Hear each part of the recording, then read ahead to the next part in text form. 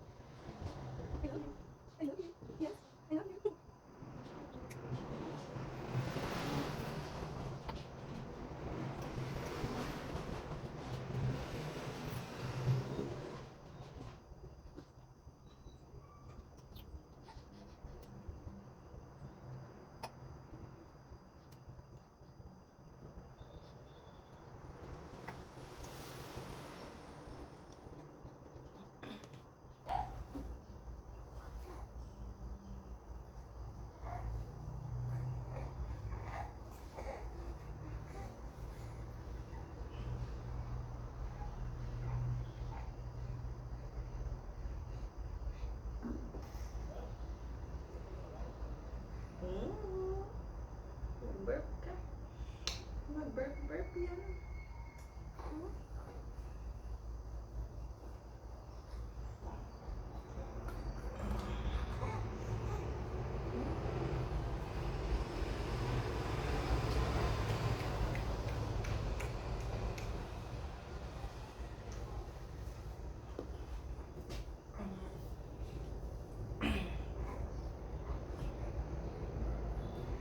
Hello people! Good morning!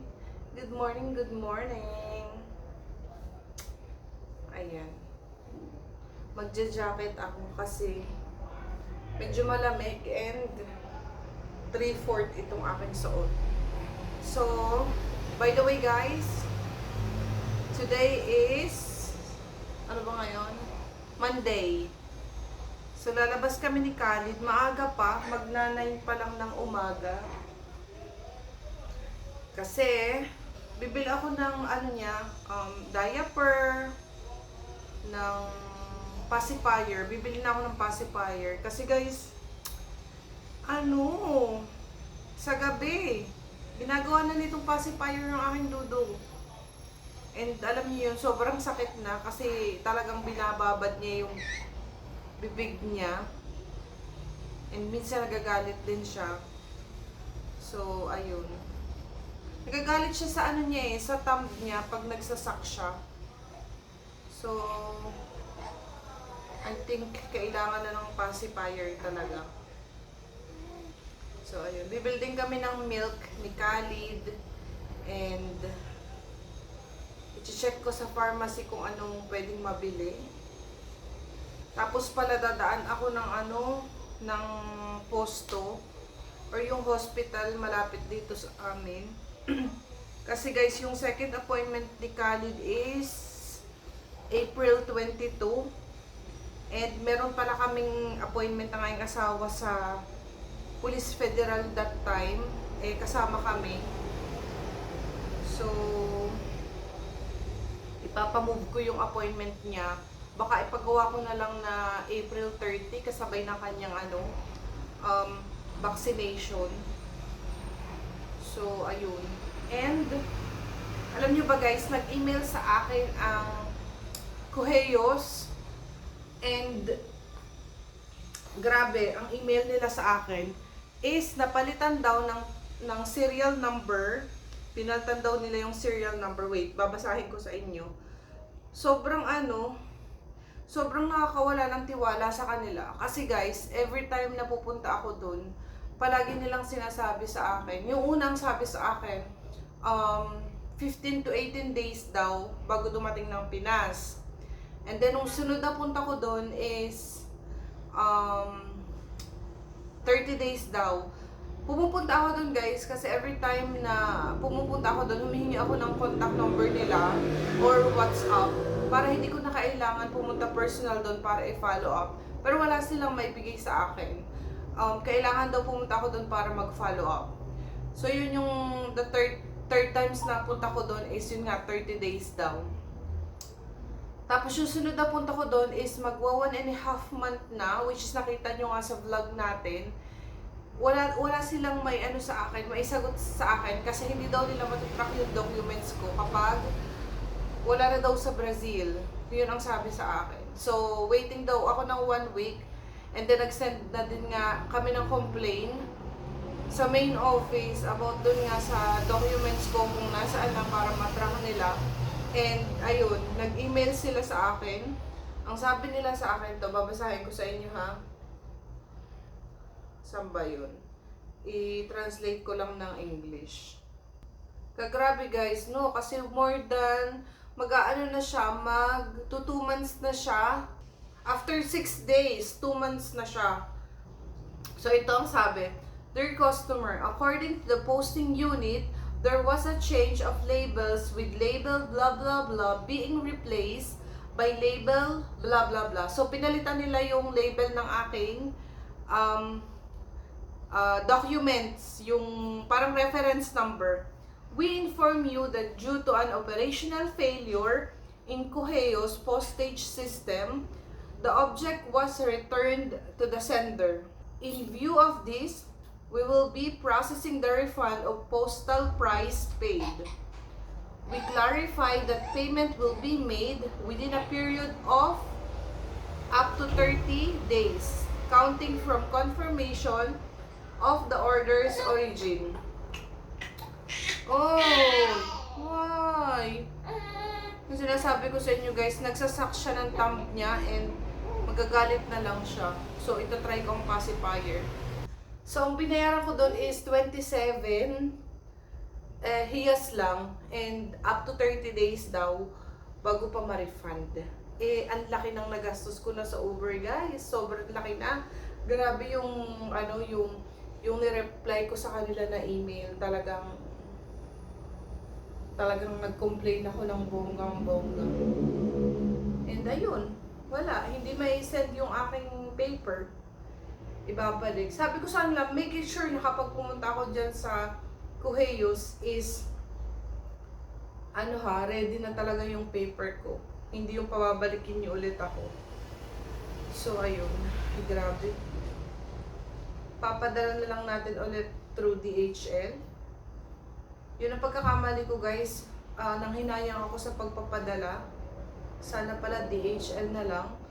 But, yung mother ko kasi, tsaka yung kapatid ko doon is nakakuha na sila sa akin ng birth certificate at tsaka marriage certificate namin na PSA. So, ang iniintay na lang talaga is makuhanan ako ng NBI. So, meron silang nakausap sa NBI na pwedeng sila na yung maglakad, kaya lang sobrang mahal ng hinihingi guys. Pero, ang kailangan lang is yung email at tsaka password. Tapos, ilalagay ko lang sa email na yon yung fingerprint card ko dito from Philippine Embassy, yung kinuha ko nga dati. Tapos, pinastamp ko sa Police Federal dito. Yun nga yung isasend ko dapat. Yun lang yung kailangan. And saka yung copy ng passport. And yung fee. Tapos, sila na yung mag-o-open doon sa atin sa Pinas ng email. And sila na yung magpo-process ng lahat. Parang kasama na din yata yung apostel. Nasa kulang-kulang 3,000 pesos. NBI lang yun. So, di ba sobrang mahal. But, pag dumating sa akin yung documents ko, kaysa ipadala ko ulit ng DHL, magkano yung DHL? Nasa 3,000 guys. So, baka yun na lang yung gawin ko. Kasi yun na lang yung kailangan. Well, ayun, nasayang lang yung time namin sa pag-iintay ng documents na masend sa Pinas. And yung hirap at pagod ko nung kumuha ko ng fingerprint dito. Kasi that time, kita nyo naman sa ating mga previous vlog na iaanak na ako noon. Sobrang laki na ng tiyan ko. At kahit may nararamdaman ako masasakit sa yung balakang ko, yung singit ko, is nag-aasikaso pa rin ako ng paper. So, yun yung nasayang sa akin. But anyway, alhamdulillah, siguro plan ng Allah na i-pending yung mga ganitong bagay. Hindi ko alam kung anong dahilan, pero yung sa asawa ko kasi is ready na siya. Naipadala na dito, on the way na. So baka this week, ano na yun, dadating na dito. And yun nga, nagpabook na kami ng appointment sa April 22 sa Police Federal para sa kanyang residence ID. So siya, mauuna siya. Then ako na lang, kapag nakompleto ko na yung papers ko. Ayun. So alis na kami ni Khalid. Maaga. Kasi nagising na din to eh. Ang bala ko kasi mamaya na lang, mga afternoon. Pero mas maganda ngayon, total gising na naman to, para hindi na siya ganun kainit pag naglakad kami sa labas. So ayun, yun yung update sa pag-aayos ng aming residence ID. Diba? Hi Khalid! Hello! Alis na kami guys. Mamaya na lang ulit! Yan guys, sa side na yan yung binibilhan ko ng diaper. Wholesale dyan or ataka daw. Pero pwede na naman ang tingi-tingi. Bale, itong street na to guys, most of paninda nila dito is mga diaper, mga wholesale sila or mga gamit ng baby. Ayan, sa street nito. Malapit lang sa bahay. So, punta na kami kasi medyo mainit na. Si Khalid ay tulog. Ganito guys yung mga binibili ko. Yung mga walang brand na diaper. Kasi hiyang naman si Khalid dyan. And anong tawag dito? Bukod sa hiyang siya is every time na mag-change naman ako ng diaper niya is meron siyang nappy cream. So kaya ganyan lang yung binibili ko sa kanya. Ito. 52 pieces. Pero binibili ko is yung nasa nasa tawag dito, transparent na plastic. Puro yan guys, diaper, maternity napkin, ayan. Tapos dun sa dulo is mga gamit ng baby, mga dede, mga soap, ganun. So i-check ko guys. Mahirap, may dala akong stroller. Si Khalid ay gising na. Ganito yung last time na binili ko guys. Medium size, $34.99. Medium 60 pieces. May nabili yung asawa ko na medium din. Pero 70 yung laman. Check ko kung nasan yun. Ito maganda rin to guys. Hindi siya agad-agad tawag dito, yung tumatagas. Tapos kahit magdamagan ni Khalid dyan, okay lang. Ito. Ito naka-sale din. Hindi ko alam kung magkano to. Ganito yung sample nila. Parang ayoko. Yun na lang dati. No. Yun na lang dati yung bibilhin ko. Ito na lang. Isa nito. Medium. Kasi Vale essa? Desculpa. Essa é natural baby. Esse. 2M, né? Uma. Ah, tá.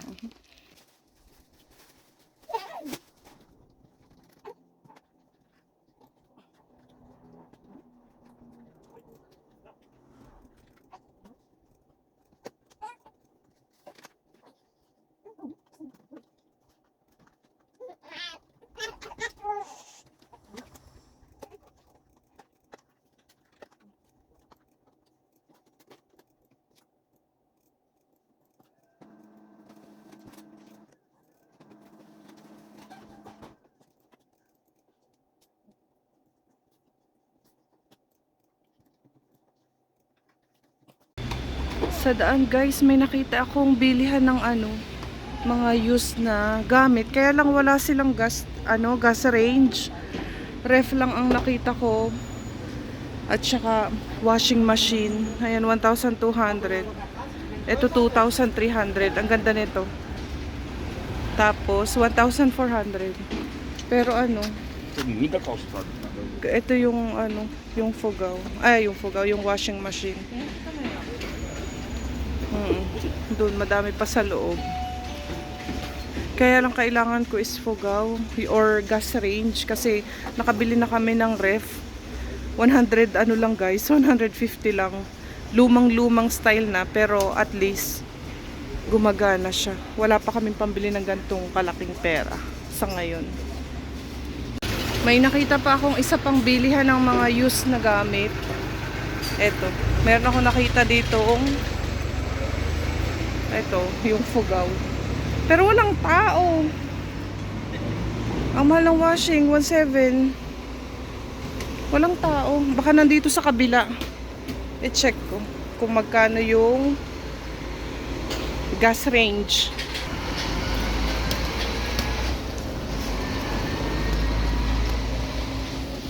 Bom dia. Tudo bem? Isso, Fogaw, quanto? Fogaw.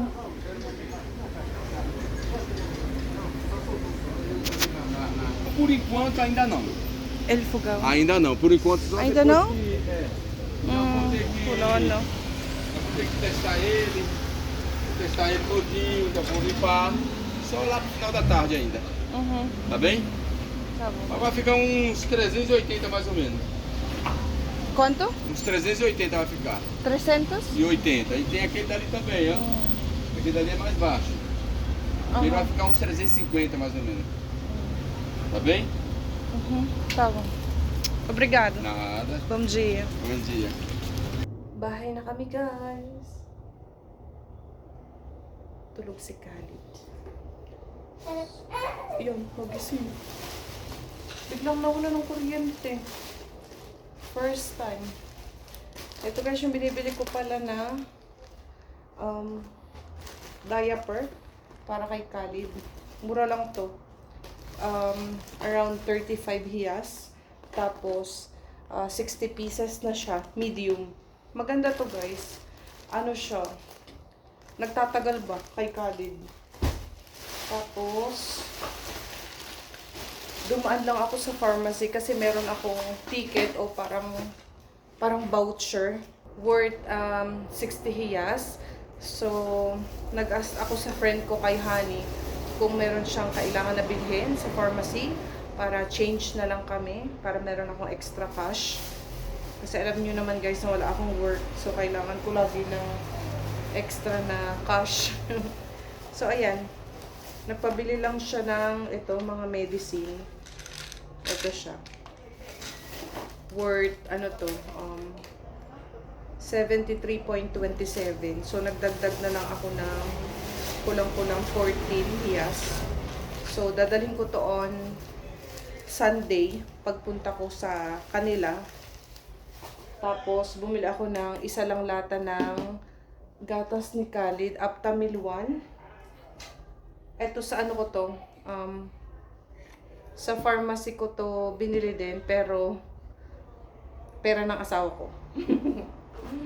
Tapos ito naman, doon ko to nabili sa pinagbilhan ko ng Pampers ni Khalid. Bumili ako ng extra na nipple doon sa kanyang feeding bottle. Tapos ito yung nabili ko na pacifier, which is 0 to 6 months. Ito siya, color blue. Tapos bumili lang din ako ng tali. Ayan, para sa kanyang pacifier. So, linisin ko lang to ng maayos para maipagamit ko na kay Khalid. And then, ipakita ko sa inyo kung ano yung first, ano niya, parang reaction or something. Tingnan natin. So, ayun. Ayan, oh. Nag-ano siya, nagsasak siya ng finger niya. So, ito. Ayan, na hugasan ko na siya ng maayos, guys. And ipatesting natin sa kanya. Khalid, ah. Pacifier. Remove your hand. Remove your hand, oh. Bismillah. Ayan, oh, tingnan nyo. Biglang nawala yung video ko. Ayan, oh, tingnan nyo. Wala, gustong gusto. Gustong gusto niya. Nice. You like it? You like it? O, diba? Ayan, oh. Parang ano na agad siya, oh. Marunong na siya agad. Diba yung ibang baby? Kapag first time nila ang pacifier, niluluwa nila. Oh, ayan siya, oh. Antok na antok pa yan, guys. Pero liliguan ko pa yan maya-mayang konti. Patulugin ko muna kasi nag-aantok. So, yeah. Ikakat ko na ang video natin dito, guys. And wala namang ganap. Dito na ako sa bahay. And yun nga, today is Monday. So, ang alis ko is Sunday pa. Ayan. Malapit na palang mag-Eid, guys. Ang Eid is on Thursday, April 11.